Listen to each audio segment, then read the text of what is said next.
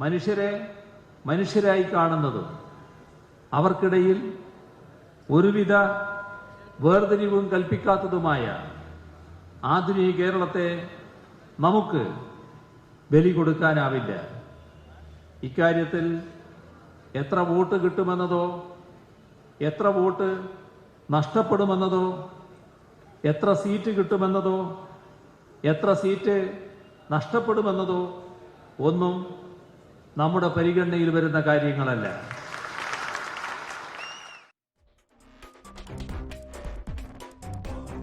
ലിംഗസമത്വം ഉയർത്തി കെട്ടിപ്പടുത്ത നവോത്ഥാനത്തിന്റെ മതിൽ 4 വോട്ടിൽ തട്ടി ദേ കിടക്കുന്നു ഒരു തെരഞ്ഞെടുപ്പ് കാലത്ത്. വോട്ടിനായി നിലപാട് മാറ്റില്ലെന്ന് പറഞ്ഞവർ ഇന്ന് നിലപാടില്ലായ്മയെ വിശദീകരിക്കാൻ പാടുപെടുന്നത് കാണുമ്പോൾ നിങ്ങളെ വിശ്വസിച്ച വിപ്ലവത്തിന്റെയും മാനവികതയുടെയും മതിൽ ഉയർത്താൻ വന്ന സകലർക്കും ആത്മനിന്ദ തോന്നുന്നുണ്ടാകണം. കനലൊരു തരി കൂടിയുള്ളത് കെട്ടാൽ ഇന്ത്യയുടെ ഭൂപടത്തിൽ നിന്ന് തന്നെ മാഞ്ഞു പോകുമെന്ന പേടിയിൽ സംഗമം തുടങ്ങി ആചാര സംരക്ഷണം വരെ വിശ്വാസികൾക്കൊപ്പം. ഇനി ബാക്കി നാമജപം മാത്രം. ഈ പോക്കാണെങ്കിൽ അതിനും മടിക്കുമെന്ന് തോന്നുന്നില്ല. പക്ഷേ ഒരു ഭാഗത്ത് 4 വോട്ടിനായി സകല അനാചാരങ്ങളുടെ സംരക്ഷണവും, മറുഭാഗത്ത് നാരായണ ഗുരുവിനെയും അയ്യങ്കാളിയെയും ഭ്രാന്താലയമായിരുന്ന ഈ നാടിന്റെ സകല നവോത്ഥാന മൂല്യങ്ങളുടെ അട്ടിപ്പേർ അവകാശവും ഒരുമിച്ച് അവകാശപ്പെടരുത്. യുവതീ പ്രവേശനത്തിൽ സർക്കാർ നിലപാട് മാറ്റുമെന്ന് പറഞ്ഞത് നാമജപവുമായി തെരുവിലിറങ്ങിയ NSS ആണ്. ആരാണ് NSSന് ഉറപ്പുകൊടുത്തത്? ശബരിമല യുവതീ പ്രവേശനത്തിൽ നിലപാട് വിശദീകരിക്കാൻ സർക്കാരിന് കഴിയാത്തത് എന്തുകൊണ്ടാണ്? ഭൂരിപക്ഷ വോട്ട് ബാങ്കിൽ തുലനം ചെയ്യുമ്പോൾ യു ടേൺ അടിക്കാനുള്ളതാണോ CPIMന്റെ നവോത്ഥാനം? പ്രിയ പ്രേക്ഷകർക്ക് എൻകൗണ്ടറിലേക്ക് സ്വാഗതം.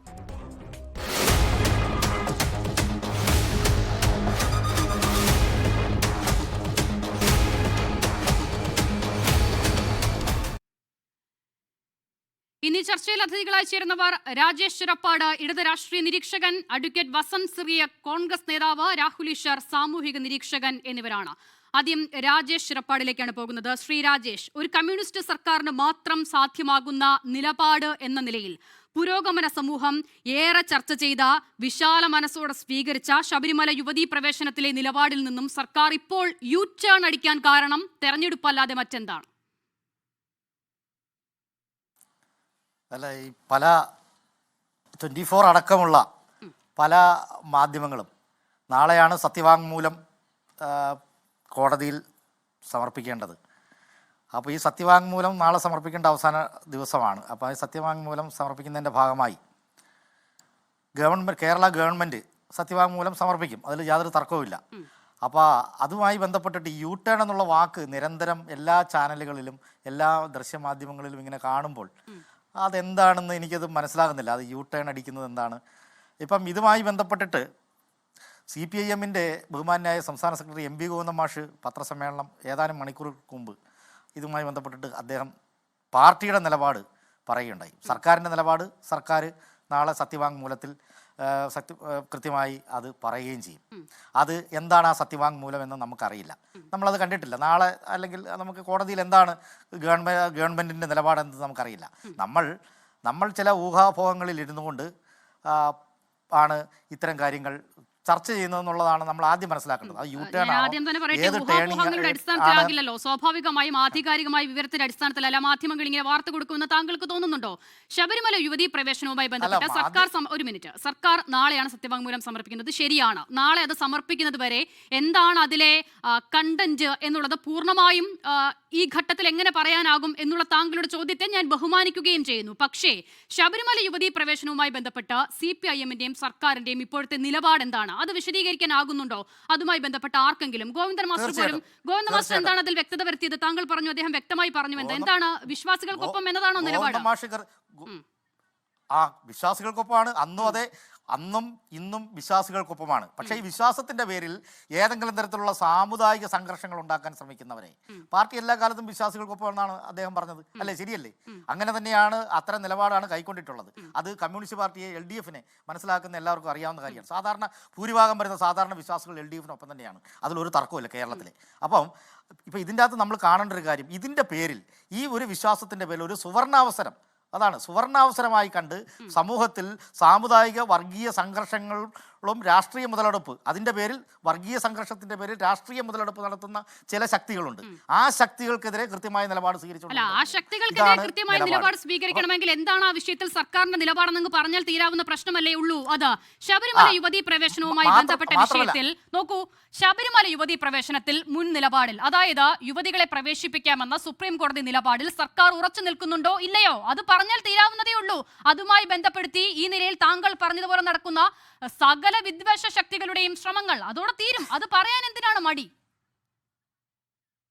ഒരു മടിയില്ല. അതിന് ഞാൻ പറഞ്ഞു വരട്ടെ, ഇത് സർക്കാരും സുപ്രീം കോടതിയും തമ്മിലുള്ളൊരു നിയമപ്രശ്നമല്ല ഇത്. അതാണ് സർക്കാരും അത് നിങ്ങൾ നരേറ്റ് ചെയ്ത് കൊണ്ടുവരുന്ന എന്താണ്, സർക്കാരും പിന്നെ സുപ്രീം കോടതിയും തമ്മിൽ എന്തോ വലിയ നിയമയുദ്ധം നടക്കുന്നത്. അതിൽ സർക്കാരും സുപ്രീം കോടതിയും തമ്മിലാണ് ഇവിടെ വലിയ. പക്ഷേ ഇത് യഥാർത്ഥത്തിൽ എന്താണ്, ഇതൊരു നിയമപ്രശ്നം എന്നുള്ള നിലയിൽ ഈ വിഷയം മാത്രമാണോ, ശബരിമലയിലെ യുവതീ പ്രശ്നം മാത്രമാണോ പിന്നെ ഏപ്രിൽ 7-ന് വാദം കേൾക്കുന്നത്? 9-അംഗ ബെഞ്ചാണ്. 9-അംഗ ബെഞ്ച് വാദം കേൾക്കുന്നത്, സുപ്രീം കോടതിയിലെ 9-അംഗ ബെഞ്ച് വാദം കേൾക്കുന്നത് ഈ വിഷയം മാത്രമാണോ? അല്ല, നിരവധി പ്രശ്നങ്ങളില്ലേ സ്ത്രീകളുമായി. എനിക്ക് ഞാൻ ഒന്ന് പറഞ്ഞു തീർത്തോട്ടെ, ഒന്ന് പറഞ്ഞു തീർന്നിട്ട് നമുക്ക് ഓക്കെ. ഓ ശരി. അപ്പം ഈ ഒരു കാര്യത്തിന് വേണ്ടിയാണ് യഥാർത്ഥത്തിൽ, അല്ലാതെ ശബരിമലയുടെ യുവതീ പ്രശ്നം മാത്രമല്ല ഇതിനകത്ത് വിഷയം. സ്ത്രീകളുമായി ബന്ധപ്പെട്ട് വ്യക്തിയുടെയും വിശ്വാസത്തിൻ്റെയും തുല്യതയുടെയുമായി ബന്ധപ്പെട്ടിട്ടുള്ള ഒരു നിയമപ്രശ്നമാണിത്. അത് ശബരിമല യുവതീ പ്രശ്നം മാത്രമല്ല, അല്ലെങ്കിൽ കേരള ഗവൺമെൻറ്റും പിന്നെ സുപ്രീം കോടതിയും തമ്മിലുള്ള ഏതെങ്കിലും തരത്തിലുള്ള നിയമയുദ്ധവും അല്ല. അപ്പം മുസ്ലിം സമുദായത്തിലെ ഒരു പ്രത്യേക സമുദായം, ഇപ്പം ദാവൂദി ബോറി എന്നൊക്കെ പറയുന്ന സമുദായത്തിലെ പരിച്ഛേദനവുമായി ബന്ധപ്പെട്ടിട്ടുള്ള ഒരു പ്രശ്നം. അല്ല, ഞാനൊരു കാര്യം ചോദിച്ചോട്ടെ ശ്രീ രാജേഷ്. നോക്കൂ, സർക്കാരും സുപ്രീം കോടതിയും തമ്മിലുള്ള നിയമയുദ്ധമാണ് ഇവിടെ നടക്കുന്നത് എന്നൊരു നെറേറ്റീവ് ആരും ഇവിടെ പറഞ്ഞിട്ടില്ല. ആ വാദം തന്നെ തെറ്റാണ്, ഒന്നാമത്തെ കാര്യം. 2, താങ്കൾ പറഞ്ഞതുപോലെ 9-അംഗ ബെഞ്ചിന് മുൻപിലുള്ളത് ശബരിമല മാത്രവുമല്ല. പക്ഷെ ഇപ്പോൾ താങ്കൾ വിശദീകരിച്ച മറ്റു കേസുകളടക്കം കേരളത്തിന്റെ രാഷ്ട്രീയ സാമൂഹിക കാഴ്ചപ്പാടിനെ ചുറ്റുപാടിനെ സ്വാധീനിക്കുന്ന മറ്റേത് കേസാണ് 9-അംഗ ബെഞ്ചിന്റെ മുന്നിലുള്ളത്? അത് ശബരിമല മാത്രമാണ്. അതിൽ സർക്കാരിന്റെ നിലപാട് എന്ത് എന്നറിയാനേ കേരളത്തിന് താല്പര്യമുള്ളൂ. മറ്റു വിഷയങ്ങളിൽ LDF സർക്കാരിന്റെ നിലപാട് എന്തിനാണ് അറിയേണ്ടത്? അല്ല, ഉണ്ട്. അത് ഞാൻ പറഞ്ഞു വരട്ടെ. അതിലെ പ്രധാനപ്പെട്ട ചില കാര്യങ്ങൾ പറഞ്ഞു വരട്ടെ. അതിൽ മുസ്ലിം സമുദായത്തിലെ സ്ത്രീകൾക്ക് പള്ളികളിൽ പ്രവേശിക്കുന്നതുമായി ബന്ധപ്പെട്ടിട്ടുള്ളൊരു പ്രശ്നം അല്ലേ. അതുപോലെ തന്നെ അന്യമതസ്ഥരായ വിവാഹം കഴിക്കുന്ന പാഴ്സി സ്ത്രീകൾക്ക് പിതൃസ്വത്തിലുള്ള അവകാശം, ഇങ്ങനെയുള്ള പല വിഷയങ്ങളിലും ഇതോടെ തുല്യതയുടെയും ഒരു പ്രശ്നമുണ്ട്. പിന്നെ മതപരമായ സ്വാതന്ത്ര്യത്തിൻ്റെ ഒരു പ്രശ്നമുണ്ട്. ഈ 2 പ്രശ്നം, ഇത് ഭരണഘടനയുടെ 25-ാം അനുച്ഛേദവും 26-ാം അനുച്ഛേദവും തമ്മിലുള്ള അതിൽ വൈരുദ്ധ്യങ്ങളുണ്ടോ, അതിന് എങ്ങനെയാണ് ഈ കോൺട്രഡിക്റ്ററി അല്ലാത്ത രീതിയിൽ എങ്ങനെ സമീകരിച്ച് മുന്നോട്ട് പോകാം എന്നുള്ളതാണ് കോടതി പരിശോധിക്കാൻ പോകുന്നത്. അപ്പം ഈ ഒരു വിഷയത്തിൽ, ശബരിമല വിഷയത്തിലാണ് എന്ത് ചെയ്യുന്നത്, ഗവൺമെൻറ്റിനോട് സത്യവാങ്മൂലം ചോദിച്ചിരിക്കുന്നത്. അപ്പോൾ ശബരിമല വിഷയത്തിൽ ഗവൺമെൻറ് ഈ കാര്യത്തിൽ നിലവിലുള്ള, ഇപ്പം ഗോവിന്ദൻ മാഷ് പറഞ്ഞതാണ് അതിൻ്റെ ഏറ്റവും വലിയ കൃത്യമായ റെഫറൻസ് എന്ന് പറയുന്നത്, ഈ നിലവിലുള്ള സാമൂഹ്യ സാഹചര്യങ്ങളെ കണക്കിലെടുത്തുകൊണ്ട് എന്താണെന്നും ഉചിതമായ ഒരു സത്യവാങ്മൂലം കൊടുക്കും. അല്ലേ? വളരെ പറയാൻ പറ്റാത്തതാണ് പ്രശ്നം. അതാണ് ശ്രീ രാജേഷ്, ഞാനും ചോദിച്ചത് തന്നെയാണ്. സർക്കാർ എന്തായാലും സത്യവാങ്മൂലം കോടതി മാധ്യമങ്ങളോട് അല്ലേ, മാധ്യമങ്ങളോടല്ലോ പറയുന്നത്. നാളെ അപ്പോൾ ആ സത്യവാങ്മൂലത്തിൽ എന്താണ് പോകുന്നത് എന്നത് വിശദീകരിക്കാൻ സർക്കാരിന് ആകാത്തത് എന്തുകൊണ്ട്? മുൻപ് ആയിരുന്നില്ലല്ലോ നിലപാട്. അങ്ങനെയാണെങ്കിലും ഓക്കെ, അങ്ങനെയായിരുന്നില്ല, അവിടെയാണ് പ്രശ്നം. ശരി, ഞാൻ മടങ്ങി വരാം താങ്കളിലേക്ക്. ഞാൻ മറ്റതിഥികളിലേക്ക് കൂടി ഒന്ന് പോകട്ടെ. ഞാൻ മടങ്ങി വരാം. അഡ്വക്കേറ്റ് വസന്ത് ശ്രീയക്ക്, നോക്കൂ, ഇതുമായി ബന്ധപ്പെട്ട് ശബരിമലയിലെ ഉത്തരവുമായി ബന്ധപ്പെട്ട്, അതായത് യുവതീ പ്രവേശനവുമായി ബന്ധപ്പെട്ട് ഉത്തരവ് വന്നതിന് ശേഷം പിന്നീട് അതൊരു റിവ്യൂ നടത്താം എന്ന് തീരുമാനിക്കുന്നത് വളരെ മുൻപാണ്. പക്ഷെ പിന്നീട് അതിലൊന്നും ഉണ്ടാകുന്നില്ല. ഇപ്പോൾ കോവിഡ് അടക്കം ഒരുപാട് കാരണങ്ങൾ അതിന് പറയുന്നുണ്ട് എങ്കിൽ പോലും അടിയന്തരമായി ഈ കേസ് പരിഗണിക്കണം എന്നൊരു പെറ്റീഷൻ ഒരു ഘട്ടത്തിലും സുപ്രീം കോടതിയുടെ മുൻപിൽ ഇതിന് മുൻപ് വന്നിട്ടില്ല. എപ്പോഴാണ് ഇത് വരുന്നത്? ഒരു തെരഞ്ഞെടുപ്പ് ഘട്ടത്തിൽ. ഏപ്രിലിലേക്കൊക്കെ സജീവ വാദത്തിലേക്ക് പോകുകയാണെങ്കിൽ ആ ഏപ്രിലിന്റെ പ്രത്യേകത നമുക്കറിയാം. തെരഞ്ഞെടുപ്പിന്റെ ഏറ്റവും മൂർധന്യാവസ്ഥയിൽ കേരളം നിൽക്കുന്ന സമയം കൂടിയാകും അല്ലെ. സ്വാഭാവികമായും ശബരിമല വീണ്ടും CPM-ന് ഒരു ബാലികേറാമലയാകുകയാണോ? അല്ല, നോക്കൂ, 2 കാര്യങ്ങൾ. ഈ ചർച്ചയിൽ നമ്മളോടിപ്പോൾ സംസാരിച്ച ഇടതു പ്രതിനിധി, അദ്ദേഹത്തിന് ഒരു 5-8 വർഷം മുമ്പ് നിന്ന് ഇതുവരെ ബസ് കിട്ടിയിട്ടില്ല എന്നാണ് ഞാൻ മനസ്സിലാക്കുന്നത്. ചിലർ ഇത് ഗോൾഡൻ ഓപ്പർച്യൂണിറ്റിയായി ഉപയോഗിക്കുമത്രേ. ഉപയോഗിച്ചില്ലേ സാർ? അത് ഉപയോഗിക്കാൻ അവസരം ഉണ്ടാക്കി കൊടുത്തില്ലേ നിങ്ങളുടെ സർക്കാർ? അവർക്കത് ഗോൾഡൻ ഓപ്പർച്യൂണിറ്റിയായി ഉപയോഗിക്കാനുള്ള സകല സംവിധാനവും ചെയ്തു കൊടുത്ത് സമരം ചെയ്ത അയ്യപ്പ ഭക്തരെ മുഴുവൻ ലാത്തിക്കടിച്ച് വഴിയിൽ കാണുന്നവനെയും കണ്ടവനെയും പോയവനെയും പിടിച്ചു നിർത്തി അവരുടെ പേരിൽ കേസെടുത്ത് സാധാരണക്കാരായ അയ്യപ്പ ഭക്തന്മാരുടെ മുഴുവൻ വിശ്വാസത്തെ നിലത്തിട്ട് ചവിട്ടി അരച്ചതാണ് നിങ്ങളുടെ സർക്കാർ. അപ്പം കാലം കുറെ കഴിഞ്ഞു എന്ന് പറഞ്ഞ് അയ്യോ ഇത് ഗോൾഡൻ ഓപ്പർച്യൂണിറ്റിയായി പലരും മാറ്റാൻ പോകുന്നു, അതിനെ ഞങ്ങൾ പ്രതിരോധിക്കാനാണ് ഇറങ്ങുന്നത് എന്നൊക്കെ പറഞ്ഞ് ആ കാലം കഴിഞ്ഞു. പലരും അത് ഗോൾഡൻ ഓപ്പർച്യൂണിറ്റിയായി ഉപയോഗിച്ചു. അത് ഉപയോഗിക്കാൻ അവർക്ക് ചുമപ്പൻ പരവതാനി, സംഘ് പരിവാറിന് അവിടേക്ക് കടന്നു കയറാനുള്ള ചുമപ്പൻ പരവതാനി വിരിച്ചു കൊടുത്തത് നിങ്ങളുടെ സർക്കാരാണ്, ഇടതു സർക്കാരാണ്. അനാവശ്യമായ നിങ്ങളുടെ പിടിവാശി. സഹാവ് പിണറായി വിജയൻ എന്ന് പറയുന്ന ആൾക്ക് നവോത്ഥാന നായകൻ അയ്യങ്കാളിക്കും ചാവറയച്ചനുമൊക്കെ ഒപ്പം നാളുകളിൽ സ്കൂളിൽ കുട്ടികൾ പഠിപ്പിക്കുമ്പോൾ നവോത്ഥാന നായകന്മാരുടെ ലിസ്റ്റിൽ ഏറ്റവും അവസാനത്തെ നവോത്ഥാന നായകൻ സഹാവ് പിണറായി വിജയൻ, കോമ്രേഡ് പിണറായി എന്ന് വരുത്തി തീർക്കാൻ വേണ്ടി നടത്തിയ ഒരു ഫോഷ്ക് നാടകത്തിന്റെ ഭാഗമായി ഈ സമൂഹത്തിലെ അയ്യപ്പ ഭക്തന്മാരുടെ മുഴുവൻ മനസ്സിനെ നിങ്ങൾ വേദനിപ്പിച്ചു. അവരെ മുഴുവൻ അതിൽ ഒരു ബഹുഭൂരിപക്ഷം വരുന്ന അയ്യപ്പ ഭക്തന്മാരുടെ ചോര വീഴ്ത്തി നിങ്ങളുടെ സർക്കാർ. എന്നിട്ടിപ്പോൾ യാതൊരു മാനവും ഇല്ലാതെ, യാതൊരു ഉളുപ്പും ഇല്ലാതെ നിങ്ങൾ പറയാണ് ഇതിനെ യു-ടേൺ എന്ന് വിളിക്കാൻ പറ്റില്ല, എന്നാൽ പിന്നെ കെ-ടേൺ എന്നാക്കാം. നിങ്ങൾക്കെല്ലാം കെ കൂട്ടിയാണല്ലോ. യു-ടേൺ എന്ന് നാളെ തൊട്ട് മാറ്റണം. ചാനലുകളെല്ലാം യു-ടേൺ എന്ന് പറയുന്നത്. എന്നിട്ട് ഒരു കാര്യം ചെയ്യാം, നാളെ തൊട്ട് സർക്കാർ കെ-ടേൺ അടിച്ചു എന്ന് പറയാം. കേരള ടേൺ നിങ്ങൾ അടിച്ചു എന്ന് പറയട്ടെ. ഇപ്പോൾ എന്താണ് ഈ വിഷയവുമായി ബന്ധപ്പെട്ട് പ്രധാനപ്പെട്ട വിഷയം? ഇപ്പം അങ്ങ് സൂചിപ്പിക്കുന്ന പോലെ ഈ ഇടതു പ്രതിനിധിയും അസിത അത് കറക്റ്റ് ചെയ്യുകയും ചെയ്തു. ഏത് നാളെ സത്യവാങ്മൂലം കൊടുക്കുമ്പോൾ മാത്രമല്ലേ ഇതിൽ സർക്കാരിന്റെ നിലപാട് മനസ്സിലാവുക? അല്ല സാർ, ഞാൻ ചോദിക്കട്ടെ, ഈ ബിന്ദു അമ്മണിയും കനകദുർഗയും രഹന ഫാത്തിമയൊക്കെ കയറ്റിയ ശേഷം ഈ കഴിഞ്ഞ മണ്ഡലകാലത്ത് സ്ത്രീകൾ വരേണ്ടതില്ല എന്ന് നിങ്ങളുടെ പോലീസ് ഉദ്യോഗസ്ഥന്റെ സർക്കുലർ ഉണ്ട്. അപ്പോൾ എന്താണ് സർക്കാരിന്റെ നിലപാട്? നിങ്ങൾ യു-ടേൺ അടിച്ചിട്ട് കാലം കുറയായി. നിങ്ങൾ ഇനി അത് ഈ പറയുന്ന സുപ്രീം കോടതിയിൽ അത് നിങ്ങളുടെ നിലപാടായി പറയാൻ പോകുന്നതേ ഉള്ളൂ. ഈ വിഷയവുമായി ബന്ധപ്പെട്ട് നിങ്ങൾ യു-ടേൺ അടിച്ചത് 2019 ലോക്സഭാ തെരഞ്ഞെടുപ്പിന് ശേഷം ഈ വിഷയം വലിയ രീതിയിൽ നിങ്ങൾക്ക് ഡാമേജ് ഉണ്ടാക്കിയിട്ടുണ്ട് എന്ന് നിങ്ങൾ തിരിച്ചറിഞ്ഞു. അങ്ങനെ ഡാമേജ് ഉണ്ടാക്കിയപ്പോൾ അതിൻ്റെ ഇലക്ട്രൽ ഗെയിൻ അത് സമരരംഗത്തും കോടതിയിലും ഒരേ രീതിയിൽ നിന്ന് കോൺഗ്രസിനാണ് കിട്ടിയത് എന്ന് നിങ്ങളുടെ പഠനമുണ്ട്. CPM-ന്റെ ആ 2019 ലോക്സഭാ തെരഞ്ഞെടുപ്പിലെ തോൽവി പഠിച്ച കമ്മിറ്റി, അതിനുശേഷം CPM സംസ്ഥാന സെക്രട്ടേറിയറ്റിലെ റിപ്പോർട്ടിങ്ങുകൾ അങ്ങൊന്ന് എടുത്തു നോക്കിയാൽ മതി. 24-ന്റെ ആർക്കൈവിലൊക്കെ ഉണ്ട്. അതിൽ വളരെ കൃത്യമായി CPM പറയുന്നുണ്ട് അത് വലിയ ഡാമേജ് ഉണ്ടാക്കി, അതുകൊണ്ട് പുറകോട്ട് പോകണം എന്ന നിലപാട് CPM എടുത്തു. തെരഞ്ഞെടുപ്പിനെ സ്വാധീനിക്കുന്ന ഒരു വിഷയമായി മാറും എന്നുള്ള ബോധ്യം അപ്പോൾ കോൺഗ്രസിനും ഉണ്ടല്ലേ? അപ്പോൾ ആ നിലയിൽ അതുകൊണ്ടാണോ ഇങ്ങനെ ഒരു പ്രതികരണം? ഇപ്പോൾ നോക്കൂ, CPM നിലപാട് വ്യക്തമാക്കി തീരൂ എന്നൊരു സമ്മർദ്ദ തന്ത്രം ഇവിടെ പ്രയോഗിക്കുന്നത് കോൺഗ്രസ് ആണ്. അങ്ങനെ പറയുമ്പോഴും ഞാൻ ചോദിക്കട്ടെ വസന്ത, ഈ വിഷയത്തിൽ രാഹുൽ ഗാന്ധി മുൻ നിലപാടിൽ നിന്ന് പിന്നോട്ട് പോയിട്ടുണ്ടോ? എന്താണോ പിണറായി വിജയനും കേരളത്തിലെ CPM സ്വീകരിച്ച നിലപാട് അത് തന്നെയാണ് രാഹുൽ ഗാന്ധിയും സ്വീകരിച്ച നിലപാട്. യുവതീ പ്രവേശനത്തിന് അനുകൂലമായ നിലപാടല്ലേ സ്വാഗതം ചെയ്തിരുന്നു അന്ന് അദ്ദേഹം. മാറിയിട്ടുണ്ടോ അതിൽ നിന്നും? അല്ലല്ലോ, കോൺഗ്രസിന്റെ വർക്കിംഗ് കമ്മിറ്റി, ആ കോൺഗ്രസ് വർക്കിംഗ് കമ്മിറ്റിയാണ് പാർട്ടിയെ സംബന്ധിച്ച് അവസാനത്തെ വാക്ക്. വ്യത്യസ്ത നേതാക്കൾ ഒരു കോർട്ട് വെർഡിക്റ്റ് വരുമ്പോൾ വ്യത്യസ്ത അഭിപ്രായങ്ങൾ പറയും. അത് അവരവരുടെ പോയിന്റ് ഓഫ് വ്യൂ ആണ്. രാഹുൽ ഗാന്ധിക്ക് പറയാം, പ്രിയങ്ക ഗാന്ധിക്ക് പറയാം, തൊട്ട് ഈ പാർട്ടിയിലെ ഏറ്റവും അവസാനം രാഹുൽ ഗാന്ധിയുടെ വ്യക്തിപരമായ അഭിപ്രായമായി കാണണോ? അവിടെയാണ് പ്രശ്നം. പിന്നീടായിരിക്കണം ഒരു പക്ഷേ കോൺഗ്രസും അതിലെ പൊളിറ്റിക്കൽ ഗെയിം തിരിച്ചറിഞ്ഞത് വസന്ത്. അവിടെയാണ്. അപ്പോൾ ആരാണ് ഇതിനെ അങ്ങനെ ഉപയോഗിക്കാത്തത്? ഒരിക്കലും അല്ല. No, never. അവിടെയാണ് ഞാൻ എൻ്റെ ഉത്തരം പറയുന്നത്. രാഹുൽ ഗാന്ധി മുതൽ ഈ പാർട്ടിയുടെ ഏറ്റവും അവസാനത്തെ ആളായ വസന്ത് തെങ്ങുംപള്ളിക്ക് വരെ ഇതിൽ വ്യത്യസ്ത അഭിപ്രായങ്ങൾ പറയാം. പക്ഷെ പാർട്ടിയെ സംബന്ധിച്ച് പാർട്ടിയുടെ CWC വളരെ കൃത്യമായി കോൺഗ്രസ് വർക്കിംഗ് കമ്മിറ്റി, ആ കോൺഗ്രസ് വർക്കിംഗ് കമ്മിറ്റി ചേർന്ന് ഒരു വിഷയത്തിൽ നയപരമായ തീരുമാനമെടുത്താൽ അതാണ് തീരുമാനം. കോൺഗ്രസ് വർക്കിംഗ് കമ്മിറ്റിയുടെ എല്ലാ കാലവും സ്വീകരിക്കുന്ന ഇരട്ടത്താപ്പാണ് വസന്ത്, അല്ലേ? അല്ല വസന്ത്, അതിൽ എനിക്ക് വിയോജിപ്പുണ്ട്. അത് കോൺഗ്രസ് എല്ലാ കാലവും സ്വീകരിക്കുന്ന ഇരട്ടത്താപ്പാണ്. എന്താണ് ഈ കോൺഗ്രസ്? മറ്റേ ജനാധിപത്യ പാർട്ടിയാണ്, എല്ലാ നേതാക്കൾക്കും തുറന്ന അഭിപ്രായം പറയാമെന്ന് പറഞ്ഞ് എല്ലാ നേതാക്കളും എല്ലാ വിഷയത്തിലും വന്ന് ഓരോ അഭിപ്രായങ്ങൾ മാധ്യമങ്ങൾക്ക് മുന്നിലങ്ങ് പറയും. അതിൽ ഒരു അഭിപ്രായത്തെ കുറിച്ച് ചോദിച്ചാൽ നമ്മൾ ഉടനെ കോൺഗ്രസ് പറയും അതല്ല കോൺഗ്രസിന്റെ നിലപാട്. അപ്പോൾ കോൺഗ്രസ് എന്ന് പറയുന്ന സംവിധാനം എന്താണെന്നുള്ളത് ഒന്നാമത്തെ ചോദ്യം. രണ്ട്, ഞാൻ രാഹുൽ ഗാന്ധിയുടെ അഭിപ്രായത്തെ മാത്രം കോട്ട് ചെയ്തത് എന്തുകൊണ്ടാണ്? ഞാൻ എന്തുകൊണ്ടാണ് മറ്റ് മുതിർന്ന നേതാക്കളുടെ അഭിപ്രായത്തെ കോട്ട് ചെയ്യാത്തത്? അന്നാ നിലപാട് പറയുമ്പോൾ രാഹുൽ ഗാന്ധി കോൺഗ്രസിന്റെ പ്രസിഡന്റ് ആണ്. അല്പം മുമ്പ് ഗോവിന്ദ മാസ്റ്റർ നമ്മളിവിടെ കോട്ട് ചെയ്തല്ലോ. MV ഗോവിന്ദൻ പറയുന്ന അഭിപ്രായത്തെ അദ്ദേഹത്തിന്റെ വ്യക്തിപരമായ അഭിപ്രായമല്ല നമ്മൾ കാണുന്നത്, മറിച്ച് അത് CPIM-ന്റെ അഭിപ്രായമായാണ്. സ്വാഭാവികമായും കോൺഗ്രസിന്റെ പ്രസിഡന്റ് എന്ന നിലയിൽ രാഹുൽ ഗാന്ധി പറഞ്ഞ അഭിപ്രായം അദ്ദേഹത്തിന്റെ വ്യക്തിപരമായ അഭിപ്രായമാണോ കോൺഗ്രസിന്റെ അഭിപ്രായമാണോ?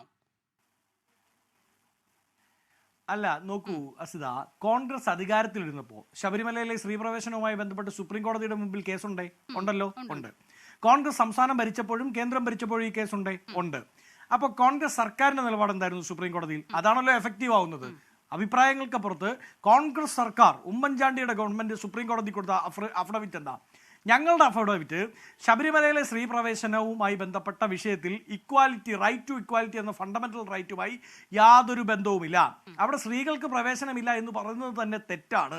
അവിടെ സ്ത്രീകൾക്ക് പ്രവേശനമില്ലായ്മയല്ല ഉള്ളത്, ഒരു പർട്ടിക്കുലർ ഏജിൽ ആ ഏജുമായി ബന്ധപ്പെട്ടുണ്ടാവുന്ന കൺസ്ട്രെയിൻ ആണുള്ളത്, ചെറിയ ചെറിയ സാങ്കേതിക ഒരു തടസ്സമാണുള്ളത്. അവിടെ സ്ത്രീകൾക്ക് പ്രവേശനമുണ്ട്, സ്ത്രീകൾക്ക് പ്രവേശനമില്ല എന്ന് വരുമ്പോഴാണ് അത് റൈറ്റ് ടു ഇക്വാലിറ്റി അല്ലെങ്കിൽ fundamental right to equality attract ചെയ്യുക. എന്നാൽ അങ്ങനെയല്ല, അവിടെ സ്ത്രീകൾക്ക് പ്രവേശനമുണ്ട്, ഒരു പർട്ടിക്കുലർ ഏജിലുള്ള സ്ത്രീകൾക്കാണ് പ്രവേശനമില്ലാതെ വരുന്നത്. അതുകൊണ്ട് right to equality of fundamental right will not be attracted in this case എന്നാണ് ഉമ്മൻചാണ്ടി ഗവൺമെന്റ് സുപ്രീം കോടതി കൊടുത്ത അല്ല ഞാൻ പറയട്ടെ, ഞാനത് പറയാണല്ലോ. സുപ്രീം കോടതി കൊടുത്ത അഫിഡവിറ്റ്, ആ അഫിഡവിറ്റ് തിരുത്തിയാണ് പിന്നീട് പിണറായി വിജയന്റെ ഗവൺമെന്റ് വരുമ്പോൾ അങ്ങനെയല്ല, ഇത് റൈറ്റ് ടു ഇക്വാലിറ്റിയുമായി ബന്ധപ്പെട്ട കാര്യമാണ് എന്ന് പറയുന്നത്. ആ അഫിഡവിറ്റിനെ തിരുത്തിയാണ് ഇപ്പൊ നാളെ മറ്റൊരു അഫിഡവിറ്റ് കൊടുക്കാൻ പോകുന്നത്. അതായത് കോൺഗ്രസ് ഗവൺമെന്റ് ആണ് ആ കാര്യത്തിൽ എഫക്റ്റീവായ തീരുമാനം പറയേണ്ടത്. രണ്ടാമത്, ഈ വിഷയത്തിൽ പുതിയൊരു തീരുമാനം ഉണ്ടായി സുപ്രീം കോടതിയിൽ നിന്ന് വരുന്ന സമയത്ത് ആ വിഷയത്തിലും കോടതിയെ സമീപിക്കുന്നത് കോൺഗ്രസ് ആണ്. ഞങ്ങൾ ഇവിടുത്തെ അയ്യപ്പ വിശ്വാസികൾക്കൊപ്പമാണ്. ഇപ്പൊ അങ്ങ് ചോദിച്ച ചോദ്യത്തിന്റെ ഉത്തരം എന്താ? അവിടുത്തെ അയ്യപ്പ വിശ്വാസികളായിട്ടുള്ള ഏതെങ്കിലും ഒരു സ്ത്രീ അവിടെ പ്രവേശിക്കണമെന്ന് പറഞ്ഞോ? അസിത, എനിക്കൊരു 30 സെക്കൻഡ് തരണം. എന്റെ പ്രധാനപ്പെട്ട ചോദ്യം, സുപ്രീം കോടതി എന്താ ഈ സംസ്ഥാന സർക്കാരിനോട് പറഞ്ഞത്? വിശ്വാസികളായ സ്ത്രീകൾ ആരെങ്കിലും പ്രവേശിക്കണമെന്ന് ആവശ്യപ്പെട്ടുകൊണ്ട് സർക്കാരിനെ സമീപിച്ചാൽ സർക്കാർ അതിന് എന്ത് കൊടുക്കണം? പോലീസ് പ്രൊട്ടക്ഷൻ കൊടുക്കണം എന്നാണ് പറഞ്ഞത്. കനകദുർഗ വിശ്വാസിയാണോ? ബിന്ദു അമ്മിണി വിശ്വാസിയാണോ? ഈ വിഷയവുമായി ബന്ധപ്പെട്ട് ചില പേരുകൾ അല്ലല്ല, ഇവരുടെ എങ്ങനെയാണ് വിശ്വാസത്തെ തെളിയിക്കുക? വസന്ത് വിശ്വാസിയാണെന്ന് വസന്ത് പറഞ്ഞാൽ അതിനപ്പുറം ആർക്കാണ് അതിനെ ചാലഞ്ച് ചെയ്യാൻ പറ്റുക? അസിത എന്നോ വസന്ത് എന്നോ പറഞ്ഞ റെഡിയാവോ? പേര് നോക്കി എങ്ങനെയാണ് ഒരാളുടെ വിശ്വാസത്തെ തീരുമാനിക്കാൻ കഴിയുക? പേര് നോക്കി എങ്ങനെയാണ് ഒരാളുടെ വിശ്വാസത്തെ തീരുമാനിക്കാൻ കഴിയുക? ഞാൻ വിശ്വാസിയാണിതാ, മുഹമ്മദ് എന്ന പേരുള്ള ഒരാൾ പറയുകയാണ് ഞാൻ അയ്യപ്പ ഭക്തനാണ് എന്ന് പറഞ്ഞാൽ എങ്ങനെ ചലഞ്ച് ചെയ്യാൻ കഴിയും അതിനെ? അത് തെറ്റാണ്. ആ ലൈനിലേക്ക് ചർച്ച കൊണ്ടോടാ. അസിത ആ ലൈനിലേക്ക് ചർച്ച കൊണ്ടോണ്ടാ. കനകദുർഗയും ബിന്ദു അമ്മണിയും പേര് വെച്ചാണോ ഞാൻ ക്ലാസിഫൈ ചെയ്തത്? ഞാൻ പറഞ്ഞത് they are pure Marxist, they are pure left. അവരുടെ ഫേസ്ബുക്ക് പേജ് എടുത്ത് നോക്കണം. ഞാൻ ഇപ്പൊ എന്റെ ഫോൺ ഓഫ് ആയി പോയി, ഞാൻ ഈ ചർച്ച കഴിയുന്നതിന് മുമ്പ് അങ്ങേക്ക് അയച്ചു തരാം. കനകദുർഗയും ബിന്ദു അമ്മിണിയും രഹ്ന ഫാത്തിമയും വളരെ കൃത്യമായി അവരുടെ ഫേസ്ബുക്കിൽ വളരെ പച്ചയ്ക്ക് വിളിച്ചു പറഞ്ഞിട്ടുണ്ട്, ഞങ്ങൾക്ക് മതമില്ലാത്തവരാണ്, ഞങ്ങൾ എത്തയിസ്റ്റുകളാണ്. അതിൽ രഹ്ന ഫാത്തിമ മുസ്ലിം ആണെന്നോ കനകദുർഗ ഹിന്ദു ആണെന്നോ ഒന്നും ഞാൻ പറഞ്ഞില്ല, അങ്ങനെ പറയില്ല. അവരങ്ങനെയുമല്ല. രഹ്ന ഫാത്തിമ മുസ്ലിം അല്ല. രഹ്ന ഫാത്തിമ പറയുന്നത് ഞാൻ എത്തയിസ്റ്റ് ആണ്, എനിക്ക് മതമില്ലെന്ന് പറഞ്ഞ ആളാണ്. മതമില്ല എന്ന് പറയുന്ന ആളെങ്ങനെ വിശ്വാസിയാവുന്നത്? അസിത നാളെ മതമില്ലെന്ന് പറഞ്ഞാൽ അസിത വിശ്വാസിയാണോ? എനിക്ക് ശബരിമലയിൽ പോകാൻ താല്പര്യമുണ്ട്, ഞാൻ ആഗ്രഹിക്കുന്നു എന്ന് പറഞ്ഞ ഒരു സ്ത്രീ ഒരു സർക്കാരിനെ സമീപിച്ചാൽ ഈ പറയുന്നത് പോലെ അവരുടെ ഫേസ്ബുക്ക് പോസ്റ്റൊക്കെ പരിശോധിച്ച് അവർ വിശ്വാസിയാണോ നിരീശ്വരവാദിയാണോ എന്ന് ബോധ്യപ്പെടുത്തിയ ശേഷം അതിന് സംരക്ഷണം നൽകണമായിരുന്നു എന്നുള്ളതാണോ എന്നുള്ളത് എന്റെ സംശയമാണ്. ഞാൻ മടങ്ങി വരാം, ഞാൻ ഒന്ന് ഇടപെട്ടിട്ട് ഞാൻ ശരി ഞാൻ രാഹുൽ ഈശ്വറിലേക്ക് കൂടി പോകുകയാണ്. ഞാൻ വരാം. രാഹുലിലേക്ക് പോകും. അതായത് രഹ്ന ഫാത്തിമയും ബിന്ദു അമ്മിണിയും കനകദുർഗയും സർക്കാരിനെ സമീപിച്ചു എന്ന വാദം ഞങ്ങൾക്കില്ല. സർക്കാരും CPM ചേർന്ന് അവരെ സമീപിച്ച് അവരുടെ PR അവരുടെ അജണ്ടയുടെ ഭാഗമായി അവരെ സമീപിച്ച് അവർക്ക് പോലീസ് പ്രൊട്ടക്ഷൻ കൊടുത്ത് അവിടെ ഒരു നാടകം കളിക്കാൻ വേണ്ടി അവരെ നിർബന്ധിച്ചു കൊണ്ടുപോയി എന്നാണ് ഞങ്ങളുടെ സ്റ്റാൻഡ്. ഓക്കെ ഞാൻ മടങ്ങി വരാം. രാഹുൽ ഈശ്വർ, ശബരിമല എന്ന് കേൾക്കുമ്പോൾ തന്നെ ഞാൻ വരാം അതിൽ വിയോജിപ്പുണ്ടെങ്കിൽ താങ്കൾക്ക് അടുത്ത ഘട്ടത്തിൽ പറയാം. ശ്രീ രാജേഷ്, രാഹുൽ ഈശ്വർ, ശബരിമല എന്ന് കേൾക്കുമ്പോൾ തന്നെ വലിയൊരു സമ്മർദ്ദം ഇവിടെ സർക്കാരിനും പ്രതിപക്ഷത്തിനും ഒക്കെ ഉണ്ടാകുന്നു എന്നുള്ളതാണ് നമ്മൾ കാണുന്നത്. വിധി വന്ന ആദ്യ ദിവസങ്ങളിൽ എല്ലാ കോണുകളിൽ നിന്നും പുരോഗമനപരമെന്നും തുല്യത എന്ന നിലയിലുള്ള പ്രതികരണങ്ങളാണ് വന്നത്. അതാ രാഹുൽ ഗാന്ധി അടക്കം ആദ്യം അങ്ങനെ തന്നെയാണ് പറഞ്ഞത്. പക്ഷെ പിന്നീടാണ് മറുഭാഗം വരുന്നത്, NSSന്റെ നാമജപ ഘോഷയാത്ര വരുന്നത്, പ്രതീക്ഷിക്കാത്ത നിലയിൽ വിശ്വാസികൾ ഒന്നാകെ തെരുവിലേക്ക് ഇറങ്ങുന്ന സാഹചര്യം വരുന്നത്. അതോടെ കളമാകെ മാറുകയാണ്. പക്ഷേ വിശ്വാസത്തിനൊക്കെ അപ്പുറം എല്ലാ തെരഞ്ഞെടുപ്പ് കാലത്തും ഏത് രാഷ്ട്രീയ പാർട്ടിക്കും എടുത്തുപയോഗിക്കാനുള്ള ഒരു ടൂളായി ശബരിമല മാറുകയാണോ രാഹുൽ ഈശ്വർ? അഷിത, 3 കാര്യങ്ങൾ. ഒന്ന്, ഇത് ശബരിമല പ്രക്ഷോഭത്തിൽ ആദ്യം അറസ്റ്റ് ചെയ്യപ്പെട്ട വ്യക്തിയാണ്. ഇതെന്റെ മുത്തശ്ശി ദേവകി അന്തർജനമാണ്. മുത്തശ്ശിക്ക് 82 വയസ്സുണ്ടായിരുന്നു ശബരിമലയിൽ അറസ്റ്റ് ചെയ്തപ്പോൾ. രണ്ടാമത് അറസ്റ്റ് ചെയ്യപ്പെട്ടത് എന്റെ അമ്മ മല്ലിക നമ്പൂതിരിയും, മൂന്നാമത് കോൺഗ്രസ് നേതാവായി നമ്മളിപ്പം വിട്ടുപിരിഞ്ഞ ശ്രീ പ്രയാർ ഗോപാലകൃഷ്ണൻ സാറും, നാലാമത് ഞാനുമായിരുന്നു. ആദ്യം ആരും ഞങ്ങളെ സപ്പോർട്ട് ചെയ്യാനില്ലായിരുന്നു. പക്ഷെ പിന്നീട് ഈ രാജ്യം മുഴുവൻ ഉണർന്നെണീച്ച് ശബരിമലയ്ക്ക് വേണ്ടിയും അയ്യപ്പന് വേണ്ടിയും പോരാടുന്ന കാഴ്ചകളാണ് കണ്ടത്. ആരും നിലപാട് മാറ്റി ശരിയായ നിലപാടിലേക്ക് വന്നാലും അവരെ സ്വാഗതം ചെയ്യുന്നു. മുമ്പ് തെറ്റായ നിലപാടെടുത്തു എന്ന് പറഞ്ഞ് ആരെയും തെള്ളിക്കളയാനോ പരിഹസിക്കാനോ അധിക്ഷേപിക്കാനോ ഒരു വിശ്വാസിയും തയ്യാറാവില്ല. എല്ലാ രാഷ്ട്രീയ പാർട്ടികളും ഞങ്ങളെ അനുകൂലിക്കണമെന്നാണ് ഞങ്ങളുടെ അഭ്യർത്ഥന. കാരണം ഞങ്ങൾ പറയുന്നതാണ് ശരി. രണ്ടാമത്തെ പോയിന്റ്, അസീത തുടങ്ങിയപ്പോ അനാചാരം എന്നൊരു വാക്ക് പറഞ്ഞല്ലോ. എന്താ ഇവിടെ അനാചാരം? ലക്ഷക്കണക്കിന് സ്ത്രീകളാണ് ശബരിമലയിൽ എല്ലാ വർഷവും വരുന്നത്. ഞാൻ റിപ്പീറ്റ് ചെയ്യുന്നു, ലക്ഷക്കണക്കിന് സ്ത്രീകളാണ് ശബരിമലയിൽ എല്ലാ വർഷവും വരുന്നത്. യുവതികൾക്ക് ഒരു പ്രായ നിയന്ത്രണമുണ്ട് എന്ന് പറഞ്ഞാൽ അത് ആർട്ടിക്കിൾ 14 വയലേഷൻ എങ്ങനെയാകും? അത് അയ്യപ്പൻ നൈഷ്ഠിക ബ്രഹ്മചാരി ആയതുകൊണ്ടുള്ള ആ ഡീറ്റിയുടെ ദേവതയുടെ സ്വഭാവമാണ്, പ്രത്യേകതയാണ്. 3, പക്ഷെ പല ആൾക്കാരും ഈ വിഷയങ്ങൾ മിസ്യൂസ് ചെയ്ത് ഇതറിയാതെ സുപ്രീം കോടതിയിൽ പോയി, അല്ലെങ്കിൽ കഥ അറിയാതെ ആട്ടം കണ്ടു എന്നുള്ളതാണ് പ്രശ്നം. ഇനിയും ശബരിമലയെ കുറിച്ച് 1991 കേരള ഹൈക്കോടതിയുടെ വിധിയിലെ 38-ാം പാരാഗ്രാഫിൽ എഴുതിയിരിക്കുന്നു, ഹിന്ദു വിശ്വാസങ്ങൾക്കുള്ളിൽ അനാചാരങ്ങൾ ഉള്ള സമയത്തും അൺടച്ചബിലിറ്റി ഉള്ള സമയത്തും ശബരിമലയിൽ ജാതീയത ഉണ്ടായിരുന്നില്ല, വർഗീയത ഉണ്ടായിരുന്നില്ല. എല്ലാ ജാതികളെയും സമൂഹങ്ങളെയും മതങ്ങളെയും സ്വീകരിച്ച സ്ഥലമാണ് ശബരിമല. അതുകൊണ്ടാണ് ശബരിമല അയ്യപ്പന്റെ ബെസ്റ്റ് ഫ്രണ്ട് മുസ്ലിമായ വാവരുസ്വാമിയാണ്, മറ്റൊരു ക്ലോസ് ഫ്രണ്ട് ക്രിസ്ത്യാനിയായ വെളിച്ചച്ചനാണ്. ഈ മതസൗഹാർദ്ദത്തിന്റെ ടെംപ്ലേറ്റ് ആണ് ശബരിമലയ്ക്കുള്ളതെന്ന് കേരള ഹൈക്കോടതി 1991 എസ് മഹേന്ദ്രൻ വേഴ്സസ് ട്രാവൻകൂർ ദേവസ്വം ബോർഡിൽ സാക്ഷ്യപ്പെടുത്തുകയും ചെയ്യുന്നു. അപ്പൊ ശബരിമലയുടെ പ്രത്യേകത മനസ്സിലാക്കാതെ ചില തീവ്ര ഫെമിനിസ്റ്റ് അജണ്ടകൾ അടിച്ചേൽപ്പിക്കാൻ ചില ആൾക്കാർ ശ്രമിച്ചതാണ് യഥാർത്ഥത്തിൽ നടന്നത്. ഇനി ഏറ്റവും വിനയത്തോടു കൂടി ഒരു കാര്യം പറയട്ടെ, ആരെന്ത് തീരുമാനം എടുത്താലും ഇല്ലെങ്കിലും ശബരിമല യുവതികൾ കയറില്ല. അങ്ങനെ ആരും വെള്ളം വാങ്ങി വെക്കണ്ട. അങ്ങനെ ഒരു പരിപ്പ് ഇവിടെ വേവില്ല. ഇത് AD 2026 AD 3000 ആണെങ്കിലും ശബരിമല യുവതികൾ കയറില്ല. കയറുകയാണെങ്കിൽ ഞങ്ങളുടെയൊക്കെ നെഞ്ചത്ത് ചവിട്ടിയിട്ട് മാത്രമേ കയറൂ. അത് ഞങ്ങളുടെ അയ്യപ്പ അച്ഛത അവിടെയാണ് ആ കള്ളത്തരം വരുന്നത്. ക്ഷേത്രപ്രവേശന വിളംബരത്തിന് 1000 വർഷം മുമ്പ് മുതൽ ശബരിമലയിൽ എല്ലാ ജാതികളും കയറുമായിരുന്നു. ഐ റിപ്പീറ്റ്, ക്ഷേത്രപ്രവേശന വിളംബരത്തിൽ ചില ജാതികളെ തെറ്റായി അകറ്റി തിരിച്ചറിയാൻ മനുഷ്യൻ എത്ര കാലം എടുക്കുന്നു എന്നത് ഏറ്റവും പ്രധാനമാണ്. യഥാർത്ഥത്തിൽ ഇത് വിവേചനമല്ല എന്ന് അസിത തിരിച്ചറിയാത്തതാണ് അസിതയുടെ അല്ല, രാഹുൽ പറഞ്ഞതുപോലെ ക്ഷേത്രപ്രവേശന സമയത്ത് അത് ആചാരമായി വിശ്വസിച്ചിരുന്നവർ ഇത് വിവേചനമാണെന്ന് തിരിച്ചറിയാൻ എത്ര കാലം എടുത്തു എന്നത് പ്രധാനമാണ്. ഇവിടെയും അല്ല, ശബരിമലയിൽ അത് ആപ്ലിക്കബിൾ അല്ലെന്ന് പറയാൻ കാരണം ശബരിമലയിൽ ക്ഷേത്രപ്രവേശന വിളംബരത്തിന് 1000 വർഷം മുമ്പ് മുതൽ എല്ലാ ജാതികളെയും കയറ്റിയിരുന്നല്ലോ, എല്ലാ മതവിശ്വാസങ്ങളെയും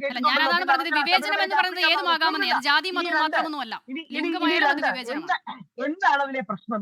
ശബരിമല ഉദാഹരണം പെട്ടെന്ന് അസിലേക്ക് മനസ്സിലാവുന്ന ഭാഷയിൽ പറയാം. സ്ത്രീകളുടെ ശബരിമല എന്നാണ് ആറ്റുകാൽ പൊങ്കാലെ പറയുന്നത്. അല്ലെങ്കിൽ ചക്കുളത്തുകാവിൽ സ്ത്രീ പൂജ, നാരീ പൂജയുണ്ട്. നാളെ ഞാനോ വസന്തോ അവിടെ ചെന്ന് അടി ഉണ്ടാക്കിയാലോ നാരീ പൂജ ഞങ്ങൾക്കും കൂടെ വേണ്ടി ചെയ്യണമെന്ന്? അതെങ്ങനെ സാധ്യമാവും? നാരീ പൂജ സ്ത്രീകൾക്കുള്ള ഒരു പൂജാ രീതിയാണ്. നാളെ രാഹുൽ ഈശ്വർ എന്ന് പറയുകയാണ് ആർട്ടിക്കിൾ 14 പേരിൽ എനിക്കോ വസന്തിനോ അത് ചെയ്യണമെന്ന് പറഞ്ഞാൽ അത് പ്രായോഗികമല്ല.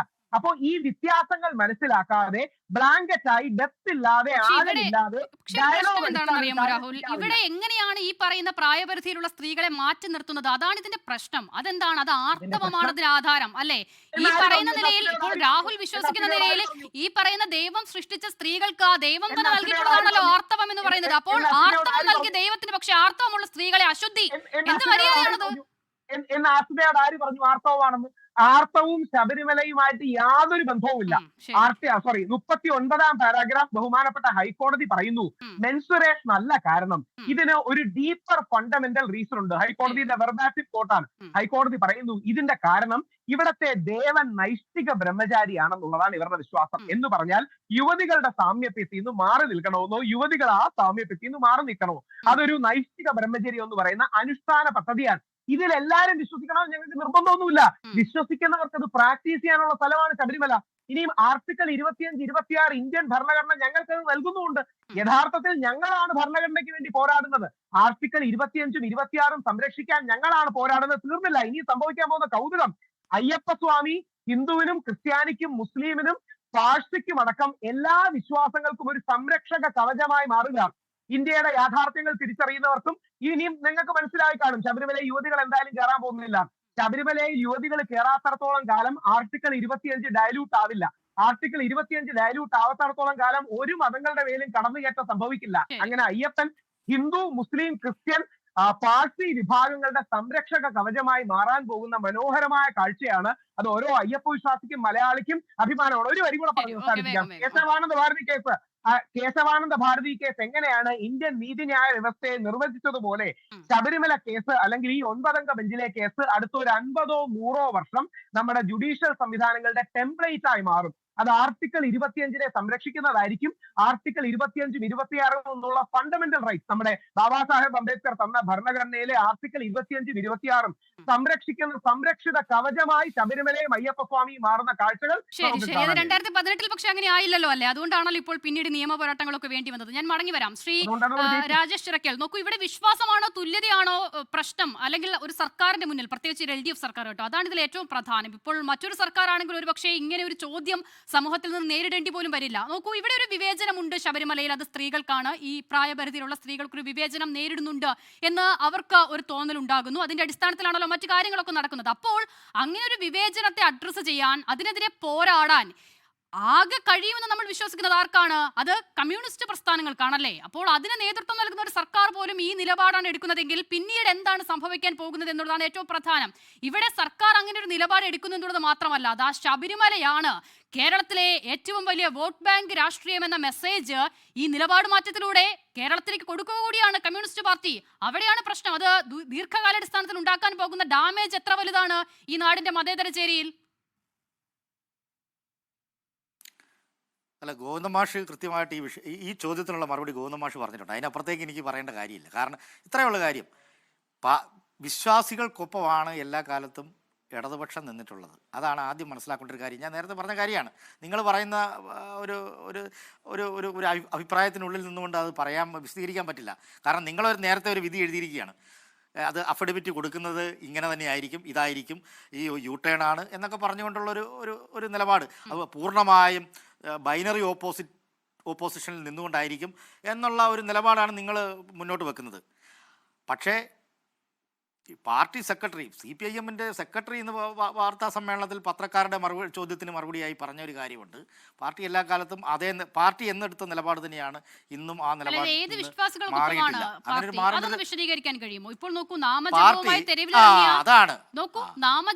തെരുവിലിറങ്ങിയ വിശ്വാസികളാണെന്ന്, ശബരിമലയിൽ കയറാൻ വന്ന സ്ത്രീകൾ പറഞ്ഞ വിശ്വാസികളാണെന്ന്. ഇതിൽ ഏത് വിശ്വാസികൾക്കൊപ്പമാണ് പാർട്ടി? അതെ അതെ അതെ അതെ, അത് വളരെ പ്രധാനപ്പെട്ട ചോദ്യമാണ്. ആ ചോദ്യത്തിന് അതിനെ അസിത ചോദിച്ചില്ലെങ്കിൽ ഞാൻ അത് പറയുമായിരുന്നു. വിശ്വാസികൾക്കൊപ്പം എന്ന് പറഞ്ഞാൽ ഈ കേരളത്തിലുള്ള ഭൂരിഭാഗം വരുന്ന സാധാരണക്കാരായിട്ടുള്ള വിശ്വാസികൾ പലതരത്തിലുള്ള, ഞാൻ പറഞ്ഞല്ലോ, പലതരത്തിലുള്ള സാമൂഹികവും സാമുദായികമായി സംഘർഷമുണ്ടാക്കാനും വർഗീയത ഉപയോഗിച്ചുകൊണ്ട്, വർഗീയത ആളിക്കെത്തിക്കൊണ്ട്, കേരളത്തിലൊരു വർഗീയ സംഘർഷം ഉണ്ടായിക്കൊണ്ട് രാഷ്ട്രീയമായി മുതലെടുപ്പ് നടത്തുന്നതിന് വേണ്ടി പല ശക്തികളും, ആ ശക്തികൾ എന്ന് പറഞ്ഞാൽ സമൂഹത്തെ പിന്നോട്ട് വലിക്കുന്ന ശക്തികളാണ്. സമൂഹത്തെ പിന്നോട്ട് വലിക്കുന്ന ശക്തികളാണ്. പഴയ ഫ്യൂഡൽ ബോധത്തിൻ്റെയും ജാതി ബോധത്തിൻ്റെയും എല്ലാം ഉള്ളിൽ നിൽക്കുന്ന, അതിപ്പോഴും അവരുടെ തലച്ചോറിൽ നിന്നും ഹൃദയത്തിൽ നിന്നും പഴയ ഫ്യൂഡൽ സ്വപ്നങ്ങളിൽ അഭിരമിക്കുന്ന കുറേ ആളുകളുണ്ട്. നിങ്ങൾ നോക്കണം, ഈ ശബരിമല ഘോഷയാത്രയിൽ ഏറ്റവും കൂടുതൽ ജാതീയമായി അധിക്ഷേപിക്കപ്പെട്ട മുഖ്യമന്ത്രിയാണ്, അല്ലേ?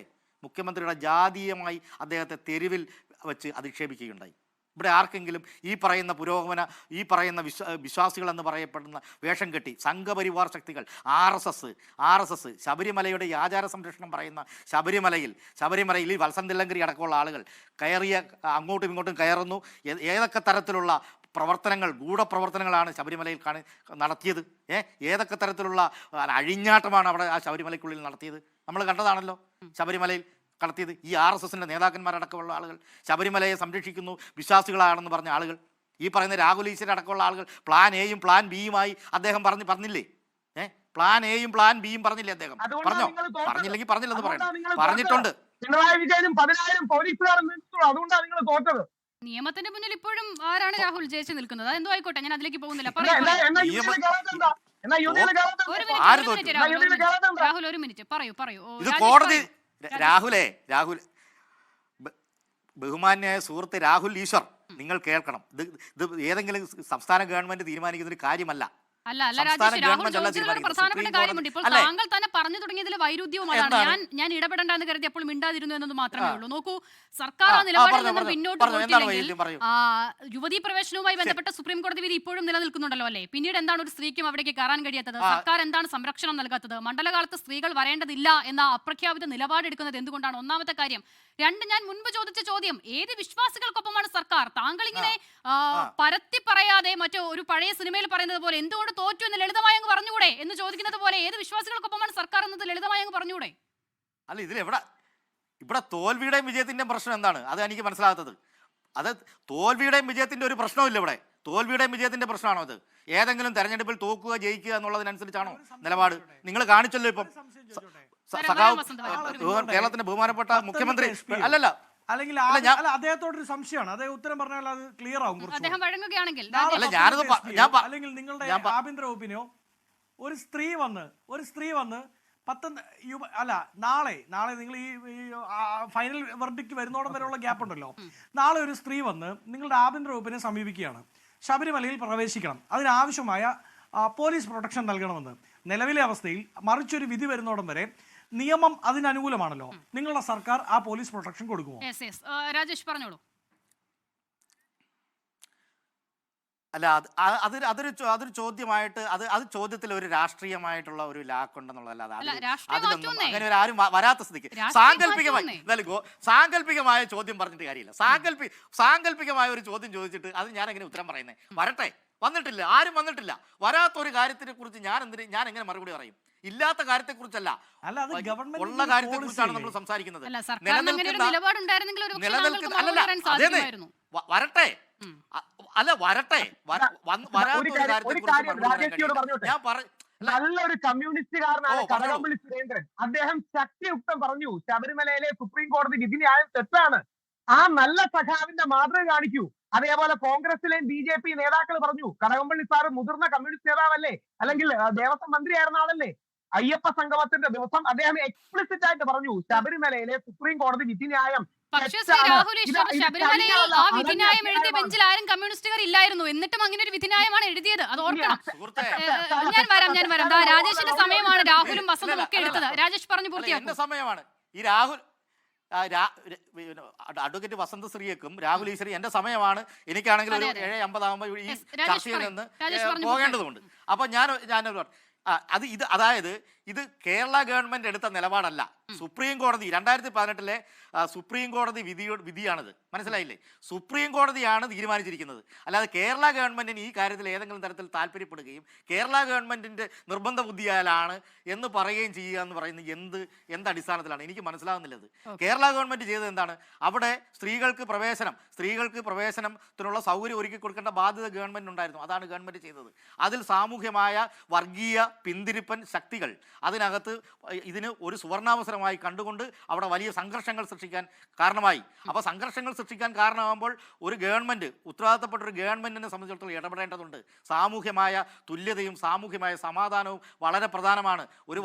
ഈ 10 വർഷക്കാലം ഒരു വർഗീയ സംഘർഷം പോലും ഇല്ലാതെയാണ് ഈ LDF ഗവൺമെന്റ് അതിന്റെ അധികാരത്തിൽ നിന്ന് ഞാൻ ഒറ്റ കാര്യം ചോദിച്ചോട്ടെ രാജേഷ്, താങ്കൾ ഇത്ര സമയം പറഞ്ഞതിൽ നിന്നാണ്. അപ്പോൾ ഈ സാമൂഹികമായ സമാധാനത്തെ കുറിച്ചൊക്കെ താങ്കൾ ഇപ്പോൾ പറയുന്നുണ്ടല്ലോ, അപ്പോൾ അത് മുൻ നിലപാടിനെ ആധാരമാക്കിയായിരിക്കണമല്ലോ ഇപ്പോൾ അത് പറയാൻ സാധിക്കുന്നത്. അപ്പോൾ അന്നെടുത്ത ആ തീരുമാനം തെറ്റായി പോയി. അതിന്റെ അടിസ്ഥാനത്തിലാണ് മുൻപ് പറഞ്ഞ നിലയിൽ ഒരു വലിയൊരു ചേരിതിരിവ്, വർഗീയ വിഭജനം ഇവിടെ ഉണ്ടായത് എന്നിപ്പോൾ വിലയിരുത്തലുണ്ടോ? സ്വയം എന്ന് ചോദിക്കുന്നത് വർഗീയ വിഭജനം ആരാണ് ഉണ്ടാക്കാൻ ശ്രമിച്ചത്? ഈ ഒരു വിഷയത്തിൽ ആചാര സംരക്ഷണം എന്ന് പറഞ്ഞിട്ട് സുപ്രീം കോടതി വിധിയുടെ അടിസ്ഥാനത്തിൽ സുപ്രീം കോടതി വിധിയിൽ പറയുന്ന കാര്യങ്ങൾ നടപ്പാക്കുന്നതിന് വേണ്ടി സ്വാഭാവികമായി ഒരു ജനാധിപത്യ ഫെഡറൽ സംവിധാനത്തിൽ പ്രവർത്തിക്കുന്ന ഒരു ഗവൺമെന്റിനെ സംബന്ധിച്ചിടത്തോളം അത് ഉത്തരവാദിത്വമുണ്ട്. ആ ഉത്തരവാദിത്വം കാണിക്കുന്നു എന്നതിനപ്പുറത്തേക്ക് കോടതിയുമായിട്ടോ വിശ്വാസി സമൂഹമായിട്ടോ ഒരു തരത്തിലുള്ള സംഘർഷപ്പെടാനും ഈ ഗവൺമെന്റ് ഉദ്ദേശിച്ചിട്ടില്ല. മനസ്സിലായില്ലേ? ഒരു തരത്തിലും ഉദ്ദേശിച്ചിട്ടില്ല, അല്ലേ? അപ്പോൾ എല്ലാ കാലത്തും വിശ്വാസികളോടൊപ്പം നിൽക്കുന്നു. അപ്പോൾ ഇവിടെ സംഭവിച്ചത് എന്താണ്? ഇത് ചരിത്രമാണ്. ഇത് ചരിത്രത്തിൽ എഴുതപ്പെടും. കാരണം എന്താണ് സംഭവിച്ചത്? എന്താണ് ഇതിൻ്റെ പേരിൽ ഫ്യൂഡൽ ബോധം മനസ്സിൽ തങ്ങിയ ജാതിവാദികളായിട്ടുള്ള ആചാരത്തിൻ്റെ പേരിൽ അനാചാരങ്ങൾ തലച്ചോറിൽ കുത്തി നിറയ്ക്കപ്പെട്ട കുറേ ആളുകൾ, ഏതോ നൂറ്റാണ്ടുകൾ ജീവിക്കുന്ന ഫ്യൂഡൽ കാലത്ത് ജീവിക്കുന്ന കുറേ മനുഷ്യർ തങ്ങളുടെ വർഗീയ വർഗീയ ദ്രംഷ്ടകളുമായി പുറത്തേക്ക് വരികയും മുഖ്യമന്ത്രി അടക്കം ജാതീയമായി അധിക്ഷേപിക്കുകയും ഒക്കെ ചെയ്യുന്ന കാഴ്ച നമ്മൾ കണ്ടതാണ്. അപ്പോൾ ഇതിനെതിരെ അപ്പോൾ ഇത് നമ്മൾ ചർച്ച ചെയ്യാതെ പോകുന്നത് എങ്ങനെയാണ് ചർച്ച ചെയ്യാതെ പോകുന്നത്? നമ്മളത് ചർച്ച ചെയ്യണം, ഈ വിഷയം ചർച്ച ചെയ്യണം. ഏതായാലും ഇതിൻ്റെ അന്തിമ വാക്ക് എവിടെയാണ്? സുപ്രീം കോടതിയിലാണ്. ഇത് കേരളത്തിലെ ഗവൺമെന്റിന് സുപ്രീം കോടതി വിധിയെ അന്തിമ വാക്ക് ഇന്ത്യൻ ജനാധിപത്യത്തിലാണ്. ജനാധിപത്യം അല്ലല്ല, ഭരണഘടനയ്ക്കുള്ളിലാണ് പിന്നെ എല്ലാം നോക്കുന്നത്. എല്ലാ സ്ഥാപനങ്ങളും അയ്യപ്പൻ്റെതായിക്കോട്ടെ.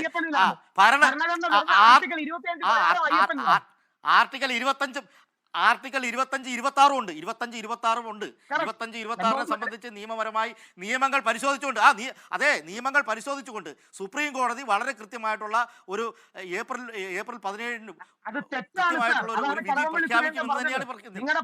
അപ്പൊ അതില് താങ്കളുടെ പാർട്ടിയുടെ ദേവസ്വം മന്ത്രി പറഞ്ഞത് ആ വിധി തെറ്റാണെന്നാണ്. ആ വിധി ആ നിലപാടെങ്കിലും ആര് പറഞ്ഞാലും അതല്ല. അപ്പോൾ രാഹുൽ ഈശ്വരൻ എന്തായാലും സുപ്രീം കോടതിയിലെ ജഡ്ജിമാരുടെ മുകളിലാണ് കടകംപള്ളി എന്നുള്ളത് എന്തായാലും അതൊക്കെ അതാണ് എനിക്ക് മനസ്സിലാകാത്തത്. രാജേഷ് ഇടപെട്ടോട്ടെ, ഞാൻ വസന്തിലേക്ക് പോകട്ടെ. ശരി, അഡ്വക്കേറ്റ് വസന്ത് ശ്രീക്ക്. ഇപ്പോൾ വസന്തും ആദ്യഘട്ടത്തിൽ സംസ്ഥാന സർക്കാരിന്റെ നിലപാടിനെ കുറിച്ചാണ് വിമർശനാത്മകമായി സംസാരിച്ചതല്ലേ. പക്ഷേ മുൻ സർക്കാരിന്റെ, അതായത് ഉമ്മൻചാണ്ടി സർക്കാർ നൽകിയ അഫിഡവിറ്റ് LDF സർക്കാർ തിരുത്തി നൽകുമ്പോൾ തുല്യതയുമായി ബന്ധപ്പെട്ട പ്രശ്നത്തിൽ സർക്കാരിന് തുല്യതയോടൊപ്പം തന്നെയാണ് സർക്കാർ എന്ന നിലപാട് സ്വീകരിക്കുമ്പോൾ പോലും ആചാരവും വിശ്വാസവുമായി ബന്ധപ്പെട്ട വിഷയങ്ങളിൽ അതുമായി ബന്ധപ്പെട്ട ആളുകളാണ് തീരുമാനമെടുക്കേണ്ടത് എന്നുകൂടി പറഞ്ഞിരുന്നു വസന്ത് ആ സത്യവാങ്മൂലത്തിൽ സർക്കാർ, അല്ലേ? അപ്പോൾ സ്വാഭാവികമായും യുവതീ പ്രവേശനത്തിന് സർക്കാർ അനുകൂലമായി നിലപാടെടുത്തു, സർക്കാരാണ് ഇതൊക്കെ ചെയ്തത് എന്ന് എങ്ങനെ പറയാനാകും? അതിനുശേഷം സുപ്രീം കോടതിയുടെ ഉത്തരവ് വരുന്നു.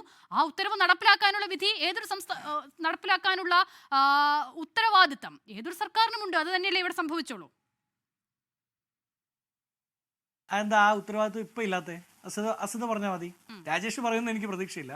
ആ ഉത്തരവാദിത്വം എന്താ ഇപ്പൊ ഇല്ലാത്ത? ഇപ്പോൾ അവരല്ലേ പറയുന്നത്. നാളെ ആരെങ്കിലും ഈ സർക്കാരിനെ സമീപിച്ചാൽ, അവരുടെ ആഭ്യന്തര വകുപ്പിനെ സമീപിച്ചാൽ എന്താണ് അവർക്ക് പ്രൊട്ടക്ഷൻ? അല്ല, ഞാൻ ചോദിച്ചത് എല്ലായ്പ്പോഴും യുവതീ പ്രവേശനത്തിന് സർക്കാർ അനുകൂല നിലപാടെടുക്കുമെന്ന് നമ്മൾ പറയുമ്പോൾ പറയാതെ പോകുന്ന ഒരു കാര്യം ഞാൻ ചൂണ്ടിക്കാണിച്ചതാണ് വസന്ത്. യുവതീ പ്രവേശനവുമായി ബന്ധപ്പെട്ട് തുല്യതയുമായി ബന്ധപ്പെട്ട വിഷയത്തിൽ സർക്കാർ എല്ലാവർക്കും പ്രവേശിക്കണമെന്ന നിലപാടെടുത്തപ്പോൾ ആചാരപരമായ വിഷയത്തിൽ സർക്കാർ എന്താണ് പറഞ്ഞത്? അത് തീരുമാനിക്കേണ്ടത് ആ ബോഡിയാണെന്നാണ് പറഞ്ഞത്. അവിടെയാണ് അശ്വതി ഇപ്പൊ ഈ പാനലിൽ ഞാനും രാഹുൽ ഈശ്വറും അഡ്വക്കേറ്റ്സ് ആണ്. ഇവിടെ എന്താ പ്രശ്നം എന്നറിയാമോ? സ്വാഭാവികമായും ഈ വിഷയത്തിൽ യുവതീ പ്രവേശനം എന്നുള്ളതാണ് പ്രശ്നം. അതിനെ സ്ത്രീ പ്രവേശനം എന്ന രീതിയിലാണ് ഈ പറയുന്ന സുപ്രീം കോടതിയുടെ മുമ്പാകെ വന്നത്. രണ്ടും രണ്ടാണ്. അപ്പോൾ ഈ സ്ത്രീ പ്രവേശനം എന്ന കണക്കിന് ഇത് കൊണ്ടുവന്നതിന് പിന്നിൽ RSSന്റെ അജണ്ടയുണ്ട്. RSSന്റെ സുപ്രീം കോടതി അഡ്വക്കേറ്റ് അസോസിയേഷന്റെ ഭാഗമായിട്ടുള്ള ഒരു ലേഡിയാണ് ഈ കേസ് കൊടുക്കുന്നത്. അത് നമുക്ക് എല്ലാവർക്കും അറിയാം. അപ്പോൾ ഈ കേസ് വരുന്ന സമയത്ത് ഇത് റൈറ്റ് ടു ഇക്വാലിറ്റിയുടെ വിഷയമാണ് എന്ന് സർക്കാർ അഫിഡവിറ്റ് തിരുത്തി കൊടുക്കുകയാണ്. അവിടെയാണ് ഞാൻ പറഞ്ഞത് ഉമ്മൻചാണ്ടി ഗവൺമെന്റ് വളരെ കൃത്യമായി. രാഹുൽ ഈശ്വർ, യുവതീ പ്രവേശനത്തിനായി ക്യാമ്പയിൻ ചെയ്തത് ആരാണ് എന്നുള്ളത് ഏറ്റവും പ്രധാനപ്പെട്ട ഒരു വിഷയമായിരുന്നില്ലേ? ജന്മഭൂമിയിലും കേസരിയിലും ഒക്കെ നിരന്തരം ലേഖനം എഴുതിയത് ആരായിരുന്നു? അതൊക്കെ RSS ആയിരുന്നു. കേരളത്തിലെ മാത്രമല്ല, ഇന്ത്യയിലെ തന്നെ വിശ്വാസികളുടെ അട്ടിപ്പേർ അവകാശം മൊത്തമായി ഏറ്റെടുക്കാൻ നടക്കുന്നവരാണവർ. അപ്പോൾ വിശ്വാസത്തിന്റെ മറവിൽ വിശ്വാസികളെ തമ്മിൽ തല്ലിക്കാനുള്ള പണി എടുത്തത് ആരാണ് എന്നത് ഏറ്റവും പ്രധാനം കൂടിയല്ലേ?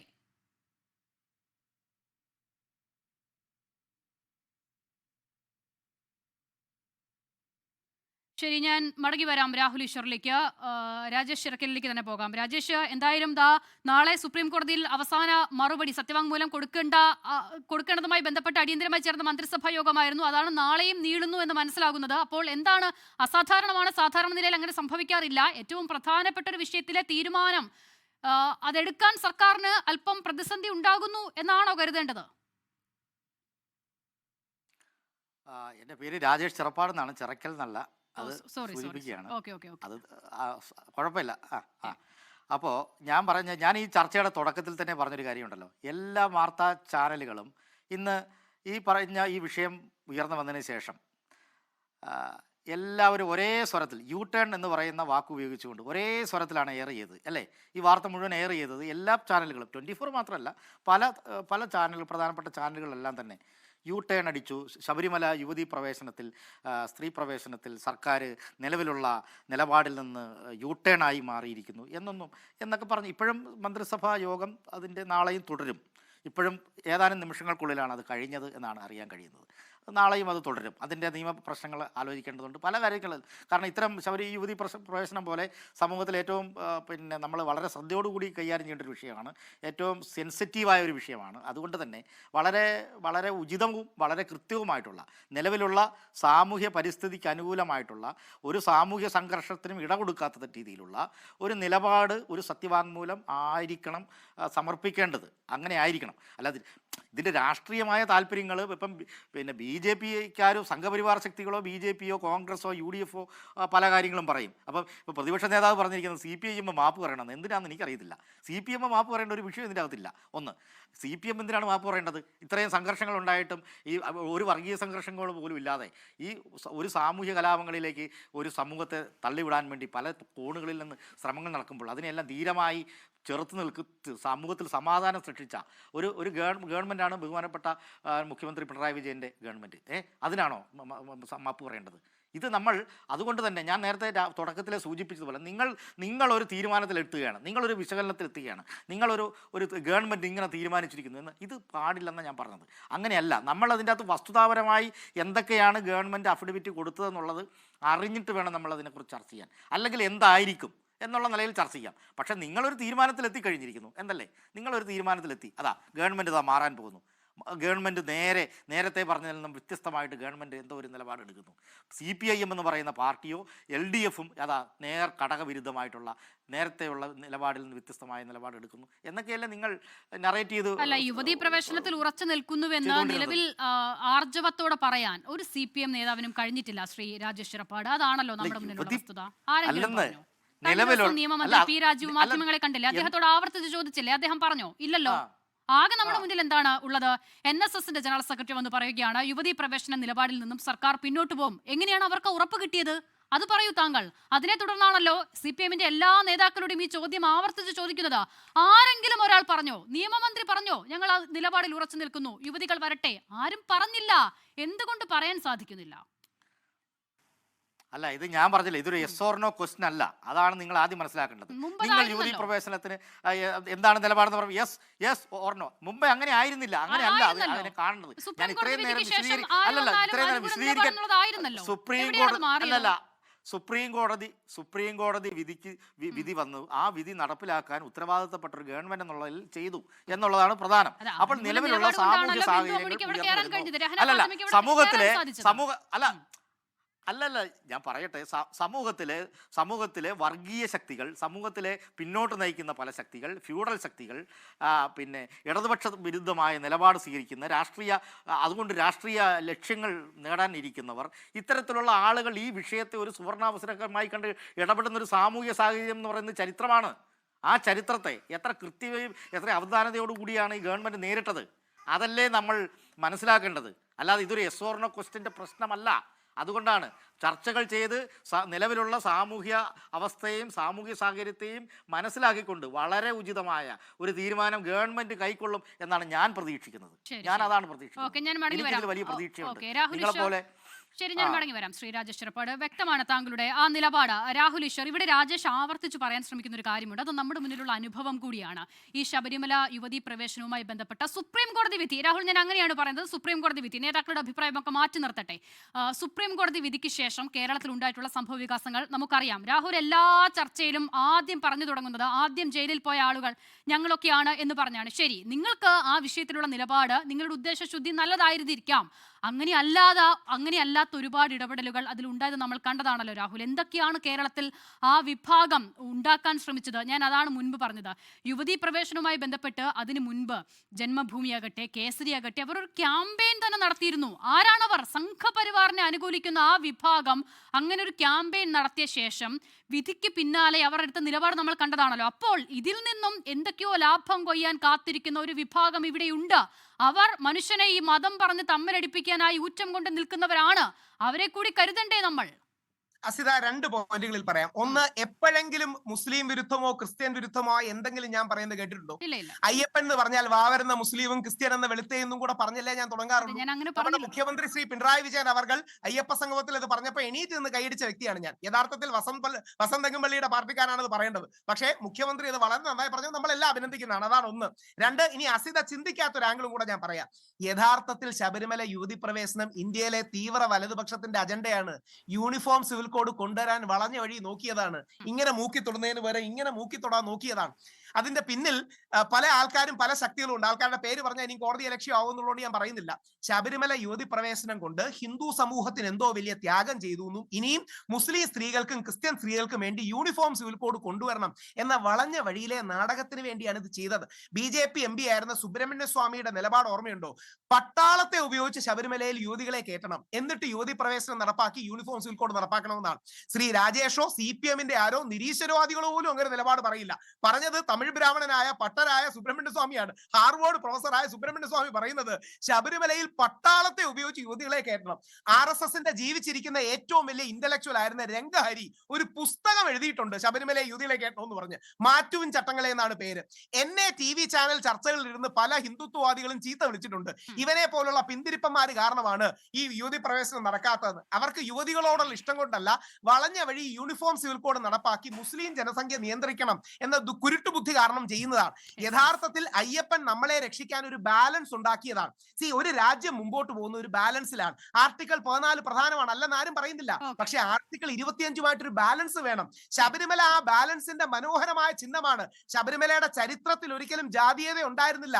അതായത് നമ്മുടെ ക്ഷേത്രപ്രവേശന വിളംബരത്തിന് 1000 വർഷങ്ങൾക്ക് മുമ്പ് മുതൽ ശബരിമലയിൽ എല്ലാ ജാതി അഡ്വക്കേറ്റ് വസന്ത് സിറിയക്ക് ഈ സർക്കാർ നിലപാട്, സർക്കാരിന്റെ സത്യവാങ്മൂലം എന്നുള്ളതൊക്കെ വാസ്തവത്തിൽ ഒരു രാഷ്ട്രീയ ആരോപണം മാത്രമല്ലേ? സർക്കാരിന്റെ സത്യവാങ്മൂലം മാത്രമാണ് ആധാരമെങ്കിൽ ആ സത്യവാങ്മൂലം പരിശോധിച്ച ബെഞ്ചിലെ ഇന്ദു മൽഹോത്ര എങ്ങനെയാണ് വ്യത്യസ്ത നിലപാട്, വ്യത്യസ്ത അഭിപ്രായം സ്വീകരിക്കുന്നത്? അപ്പോൾ സത്യവാങ്മൂലം മാത്രമല്ല ആധാരം. സത്യവാങ്മൂലം എന്തായാലും സുപ്രീം കോടതിക്ക് മറ്റൊരു നിലപാട് സ്വീകരിക്കാമെന്നത് ഇന്ദു മൽഹോത്രയുടെ ജഡ്ജ്മെന്റ് ഉദാഹരണവുമാണ്.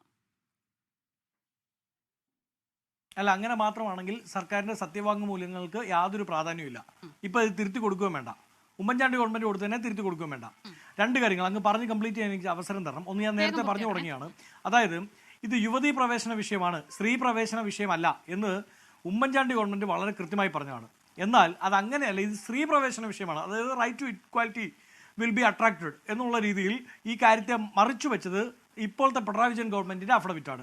അതോടുകൂടിയാണ് ഇത് സ്ത്രീ പ്രവേശന വിഷയമാണ്, യുവതീ പ്രവേശന വിഷയമല്ല. ഞാൻ പറഞ്ഞ കാര്യം മനസ്സിലാവുന്നുണ്ടല്ലോ. അങ്ങനെയാണ് എന്ന കണക്കിന് സുപ്രീം കോടതി അങ്ങനെ ഒരു ജഡ്ജ്മെന്റിലേക്ക് പോകുന്നത്. ഇപ്പോൾ ഇടത് പ്രതിനിധി ചോദിച്ചു, എന്തിനാണ് ഈ സർക്കാർ മാപ്പ് പറയേണ്ടത്? വെറുതെ മാപ്പ് പറഞ്ഞാൽ പോരെ കേട്ടോ. പുത്തരിക്കണ്ടം മൈതാനത്ത് ആളെ വിളിച്ചുകൂട്ടി പിണറായി വിജയൻ പോയി നെഞ്ചത്തടിച്ചു പറയണം, മേയാ കുൾപ്പ മേയാ കുൾപ്പ മേയാ മാക്സിമ കുൾപ്പ എന്ന്. എൻ്റെ പിഴ എൻ്റെ പിഴ എൻ്റെ വലിയ പിഴ എന്ന്. എന്താണെന്നറിയാമോ? അയാൾ ഒരാളുടെ പിടിവാശി കൊണ്ട്, ഈ ഗവൺമെന്റിന്റെ പിടിവാശി കൊണ്ട്, സർവകക്ഷി യോഗം വിളിച്ച് കാര്യം ചർച്ച ചെയ്ത് മുമ്പോട്ട് പോകാൻ തീരുമാനിക്കാത്തത് കൊണ്ട് ഇടതുപക്ഷവുമായി തീവ്ര ഇടതുപക്ഷക്കാരായ തീവ്ര ലെഫ്റ്റായ ബിന്ദു അമ്മിനെയും കനകദുർഗയും ഒക്കെ രാത്രി ഒളിച്ചു കടത്തുന്ന രീതിയിൽ ശബരിമലയിൽ കിടത്താൻ ശ്രമിച്ചത് കൊണ്ട് BJPക്ക് ഇവിടെ 3ാമത്തെ കക്ഷിയായി വളരാനുള്ള അവസരമുണ്ടായി. BJPക്ക് സംഘ് പരിവാറിന് ഇപ്പോൾ നമ്മൾ ഈ ചർച്ച ചെയ്യുന്ന 3ാമത്തെ കക്ഷി എന്ന് പറയുന്ന കണക്കിന് വളരാനുള്ള അവസരം ഉണ്ടാക്കി കൊടുത്തത് ശബരിമല സമരത്തിന്റെ മണ്ണിലാണ് BJP ഇന്ന് നിന്ന് വളരുന്നത്. ഒരു സംശയം വേണ്ട, അത് രാഷ്ട്രീയ ബോധ്യമുള്ള ആർക്കും മനസ്സിലാവും. ആ അവസരം ഉണ്ടാക്കി കൊടുത്തത് പിണറായി വിജയൻ ഗവൺമെന്റാണ്. അതുകൊണ്ട് തന്നെ ഇവിടുത്തെ മതേതര മനസാക്ഷിയോട് പോയി മേയാ കുൾപ്പ മെയ്യാ കുൾപ്പ മിയ മാക്സിമ കുൾപ്പ എന്ന് പിണറായി വിജയൻ പറഞ്ഞില്ലെങ്കിൽ ചരിത്രത്തിൽ ഏറ്റവും വലിയ ചതിയനായി അയാൾ രേഖപ്പെടുത്തപ്പെടും എന്നതിൽ സംശയം വേണ്ട. ഓക്കെ, വളരെ നന്ദി അഡ്വക്കേറ്റ് വസന്ത് സിറിയക്ക്. രാജേഷ് ചെറപ്പാട്, രാഹുൽ ഈശ്വർ എൻകൗണ്ടറിൽ സഹകരിച്ചതിന്. എൻകൗണ്ടർ പൂർണ്ണമാകുകയാണ്. ലോകത്തെവിടെയായാലും ഏത് സമയത്തും 24 വാർത്തകളും ഓഗ്മെന്റഡ് റിയാലിറ്റി പാക്കേജുകളും എക്സ്പ്ലെയിനറുകളും വിശദമായി കാണാൻ ഞങ്ങളുടെ യൂട്യൂബ് ചാനൽ നിങ്ങൾക്ക് സബ്സ്ക്രൈബ് ചെയ്യാം.